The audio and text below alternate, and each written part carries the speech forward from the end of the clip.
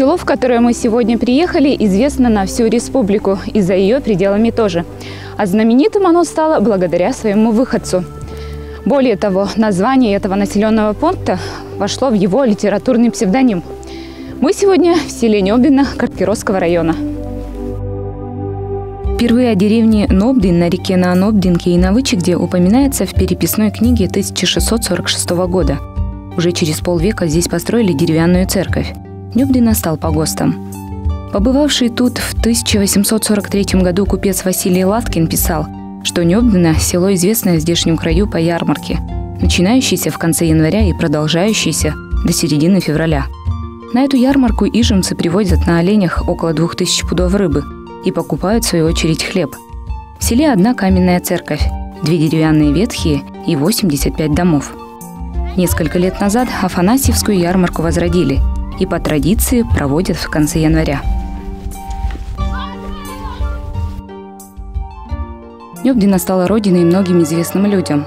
Например, здесь родился первый начальник Усть-Сысольской уездной милиции, выходец из Коми, получивший высокое звание комбрига, Владимир Панюков. Известный военачальник. Он в 1905 году, когда открылись двери этого училища, он как раз учился в старшем отделении Нёбдинского начального земского училища. Владимир Николаевич Панюков знал 7 языков: коми, русский, английский, немецкий, французский, китайский и монгольский, так как был в свое время военным советником в Китае. Он потом переехал в Москву, и в 30-е годы работал в 6-м разведывательном управлении. Но, к сожалению, он, как и многие представители интеллигенции и других профессий, в 30-е годы был также репрессирован. На литературной карте Республики Коми Нёбдино занимает одно из центральных мест. Здесь в разное время жили и творили видные деятели культуры и литературы. В начале 20 века в Нёбдинской школе работал учителем коми-поэт и писатель Афанасий Маегов, публиковавшийся под псевдонимом Варыш. Волосным писарем был русский писатель Михаил Лебедев. Он печатался в основном в журнале «Досуг и дело», выходящем в Санкт-Петербурге. И, естественно, печатал все свои произведения и писал на русском языке.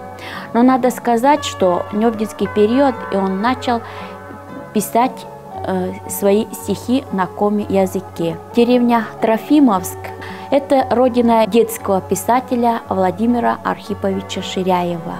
Он писал стихи для детей младшего школьного возраста.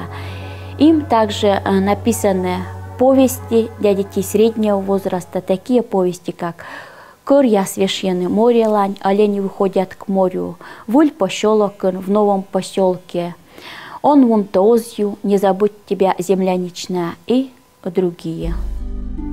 Деревня Трофимовская, по коми ее называют Трошщикт, знаменита еще одним своим выходцем. Здесь родился писатель, основоположник коми-театра Виктор Савин. Родился в нашем селе 21 ноября 1888 года.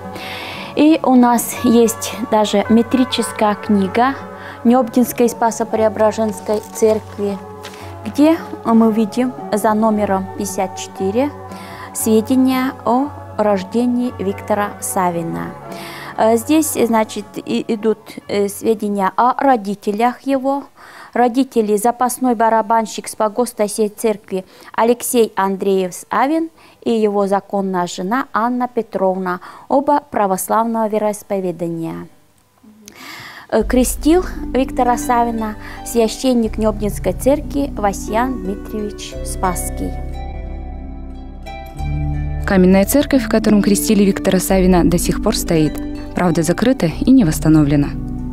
Не так давно в одной из местных газет была опубликована статья, где краеведы спорили, где же на самом деле родился Виктор Савин. Деревня Трофимовская, что совсем рядом с Нёбдино, либо в самом селе. Ведь в метрической книге никаких упоминаний о Трофимовской нет. По версии некоторых исследователей, деревня эта возникла уже после рождения поэта. Семья Савина переехала туда, когда Виктору было 4 года. Но этот вопрос остается до сих пор открытым. В селе несколько мест, связанных с Савиным.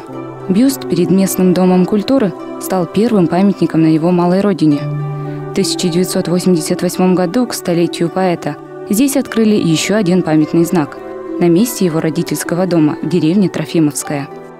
И здесь же, в этой деревне, прошли детские годы Виктора Савина. Памятный знак на месте родительского дома открывали дети Виктора Савина, Инесса Викторовна и Майя Викторовна. В год векового юбилея поэта в Нёбдино открыли музей. Он расположился в бывшем здании Земского училища.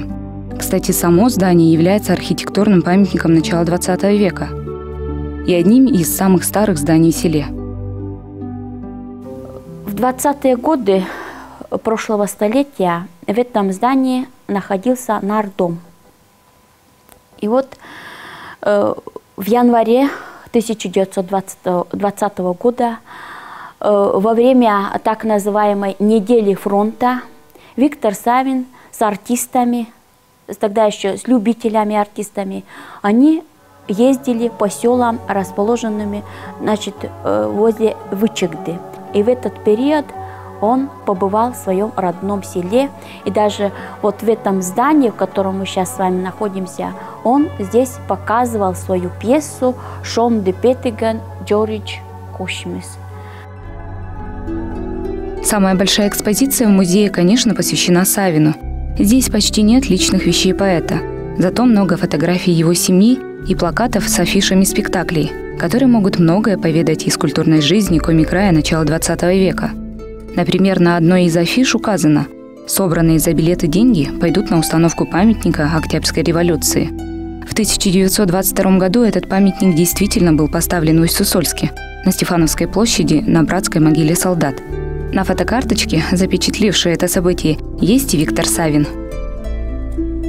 К столетнему юбилею Савина было приурочено не одно мероприятие. Мы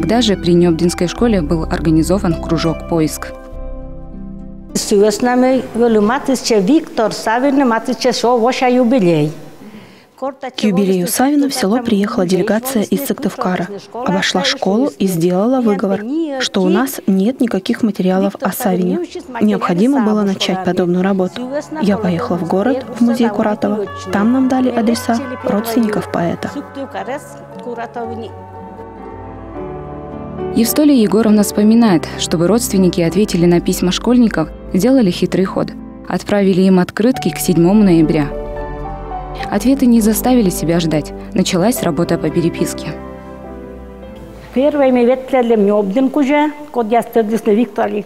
Мы ходили по Нёбдино, записывали воспоминания старожилов. О Савине говорили только хорошие. Шутник, весельчак. Одна женщина рассказала нам, что выступал он на сцене в украинских шароварах. Одна штанина была красная, другая синяя. Надевал сапоги на высоких каблуках и играл на балалайке.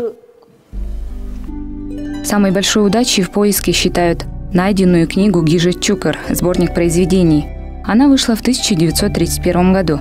Стихотворения были подобраны лично Савиным.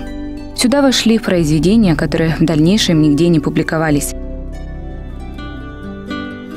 Виктор Савин умер далеко от своего родного Нёбдина, в сибирском лагере. Могила его до сих пор неизвестна. Несколько лет назад карткиросцы ездили в Томскую область и отыскали лагерное кладбище. Привезли оттуда горсть земли и захоронили на берегу Вычегды. Муса йортясей корме кула, джебей гажа ине, гажа норусе суспуи уле, муса эжва дине. Нашли у нас место в центре села, возвышенно здесь, рядом протекает река Вычегда. Красивое место. Здесь установили памятник, но не было кедров, поэтому 5 лет тому назад здесь тоже были высажены 10 кедров.